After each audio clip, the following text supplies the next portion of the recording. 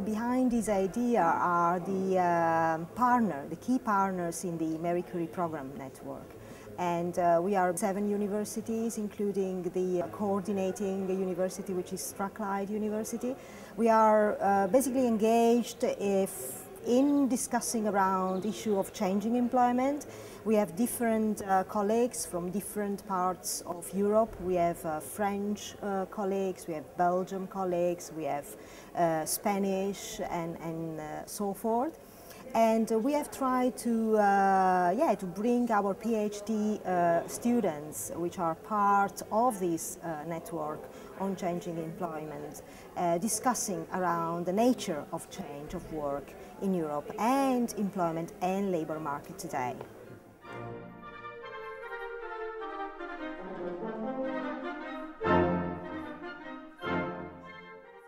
Our objective is to look at critical social science research on changing nature of work and employment in Europe. We look at it on 3 dimensions. First is to do with employees and employers, and that's looking at regulation and the organisation of work, which is what this conference this week has been focusing on principally. The second theme is around inclusion and exclusion, but it's principally about migration and forms of migration within Europe, between different European states, and we're looking at a number of dimensions, including the impact of mobility, population mobility on gender, age, and employment principally. And the third issue we're looking at is work-life quality, really. So the overall package brings these 3 themes together, and the last week has been great because it brings students from both our own programme and also those externally to the programme together to work on a series of activities with external speakers, experts in the area, both within higher education, but also leading exponents, particular themes outside the academy, and that includes people from public sector, third sector organisations, some of them in Ireland, but in Ireland, Poland, Sweden, Belgium and Denmark. So it's a nice package that people have. This Marie Curie program and the summer school, particularly here in Leuven, on Flexicurity, labour market and social dialogue, offered for the first time this great opportunity to our students who are coming from all different partner institutions within the network of the Marie Curie to meet also other PhD students coming from other European countries, including also here KU Leuven in Belgium. So it is really a great opportunity for them to exchange ideas and to interact with key experts in the area of welfare state, labour market, employment relations, labour studies. We have seen in these days, during these days of the summer school, that bringing together different experts from also different disciplinary background was quite productive and quite efficient in a way, because he really gave a kind of broader spectrum to our students, understanding what is happening at the very moment in Europe. Closer look at the players, unions. At the moment, unions in Holland are desperately looking for a new perspective. We are an uncollectively organized society. We are totally individualized. We put our votes out by liking something on Facebook or the internet, but we do not become collectively organized as we used to be. Unions have a membership of 20% at the moment, and it's declining. It's not going up despite the crisis. The members of the unions are my age, 55 and over, 50 and over. They are old people that come from a past that are not, they want to keep the past alive and they are not changing enough. Many people see the unions as old-fashioned and irrelevant in the meantime, and they are still at the table, but as I said, they are a bit ambivalent in my opinion. What do we show you? Click on it, and then we get a standard information window which we use for all our databases that we link to. So it gives you general description of what this survey is about. It is European cross-national, it's longitudinal, investigation of working conditions, quality of work, etc. It gives you information about the survey type, cross-national, longitudinal.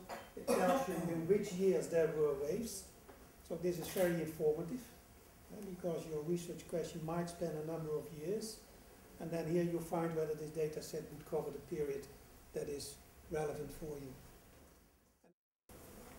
Rebecca and I spent 4 years looking at trade unions in 10 West European countries.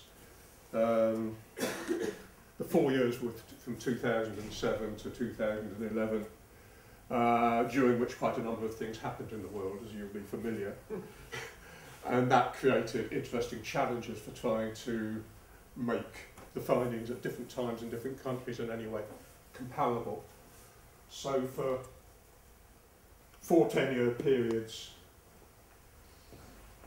we end up in 2010 with Sweden and Denmark well above the rest, Belgium a very distinct third, and other countries a much lower proportion, well under half of the workforce, going down to France with 7 or 8%. What we also see is almost everywhere a decline. Here in Belgium is the one example of the 10 where there's been remarkable stability. So we have, in terms of microeconometric analysis, a lot of discussion whether policies work or not. So through my presentation, I wanted to pass the message of active labor market policies do work. So now we have to go back to the countries, to the basics, and to the interactions with other policies to see what is that work in terms of active labor market policies, how active labor market policies need to be implemented, and to that regard, I gave a little bit of food for thought as well in terms of what are the certain characteristics of implementation that may be effective in terms of raising this effectiveness of activation policies. But at the end of the day, I guess that countries will need to go to the micro approach to find what are the things that work for their specific cases and for their specific target groups that they want to help. Roughly speaking, you could say in the middle of the 90s we still had about 80% of the people covered by a collective agreement. Today it's less than 60%, so there's an enormous erosion took place, and the erosion took place in particular in sectors which are typical low-wage sectors, let's say in services, in private services. It's the largest part. And of course, the development we see is also that these people simply have no protection anymore.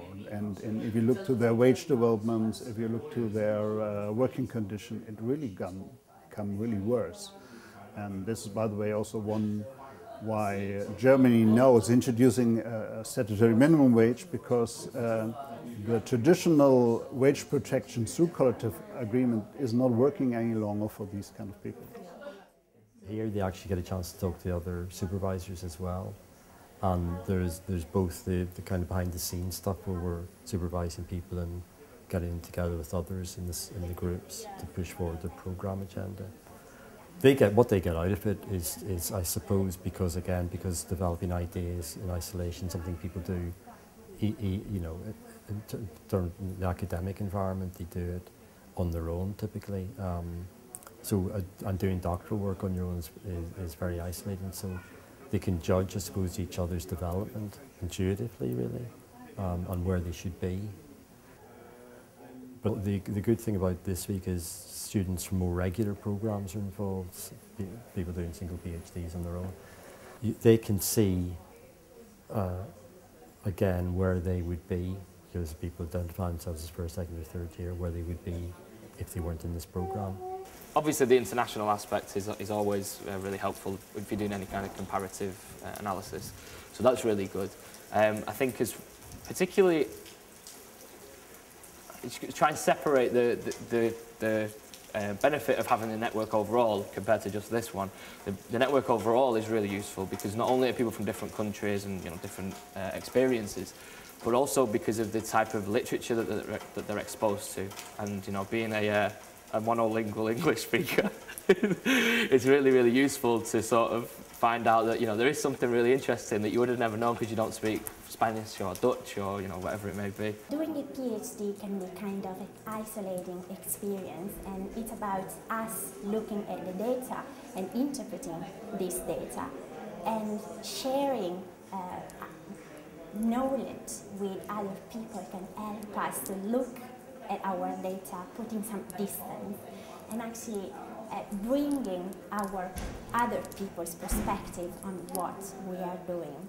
And it is about sharing, it is about understanding other stories of people that are doing something similar than what you are doing, but from a different angle, and that enriches the kind of work that we do. Well, it starts more or less from the things that have been said in front of us, the keynote speakers, but afterwards it comes to the PhD. What are you doing? What are your findings? What do you find on the sectoral level? What do you find on the headquarter level, the subsidiary level? And then you see the differences. What factors did you consider? What did I forget maybe, or what were not so important in my research?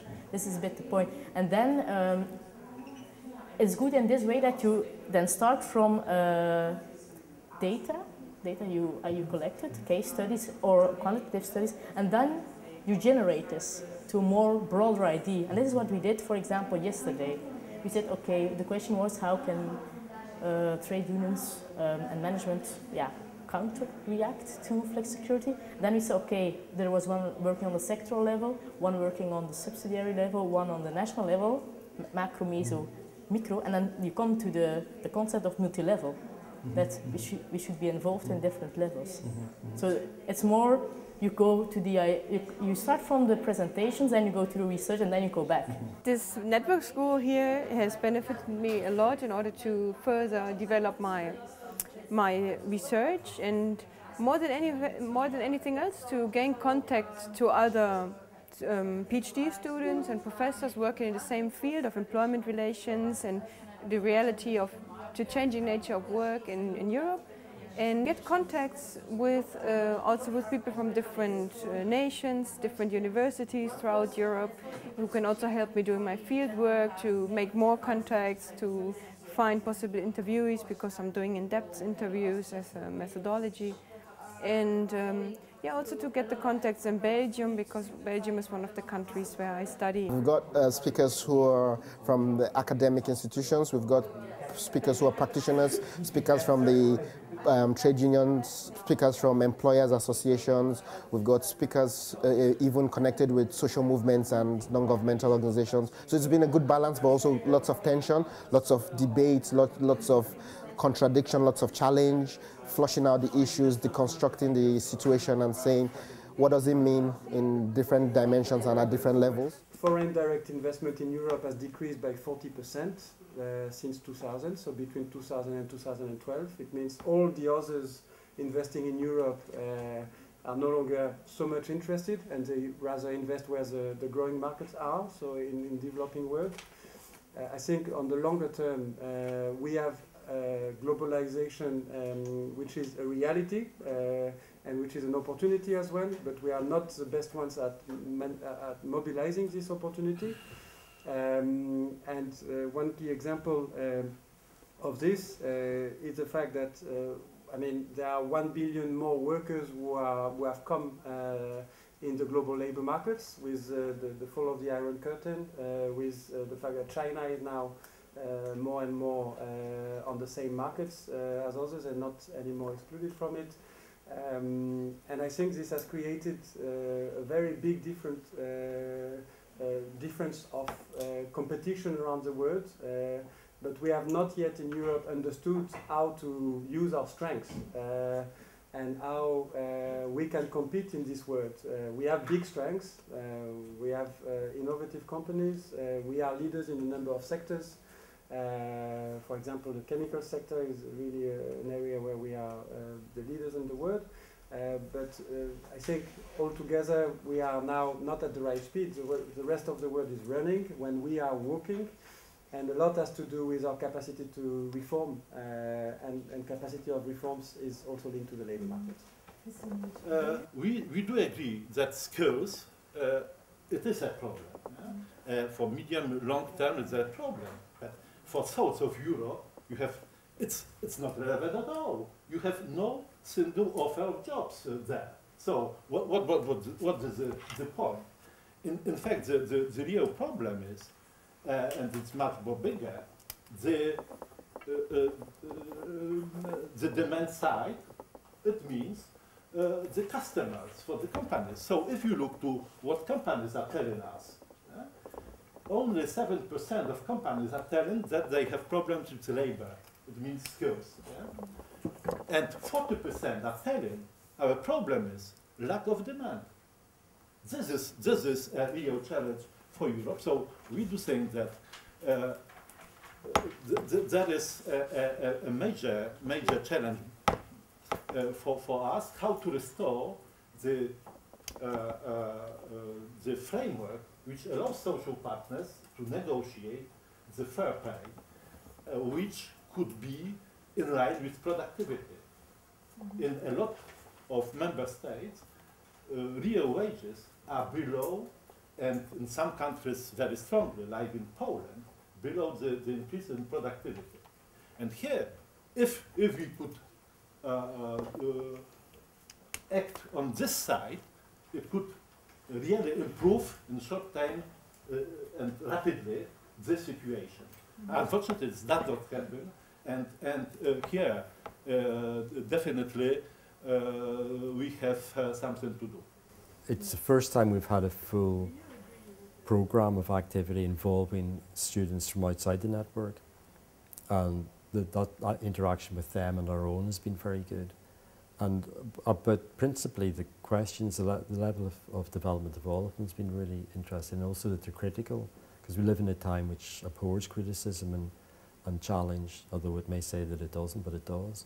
And it's nice that people who, they're academics, are prepared to be critical and to say what they think about things and want to change things in a very positive way. The specific character of this project is that it clusters social scientists from different disciplines. So it's a multidisciplinary perspective which is offered here from both sides, from the side of the educators and the universities involved in this process, as well as from the side of the students.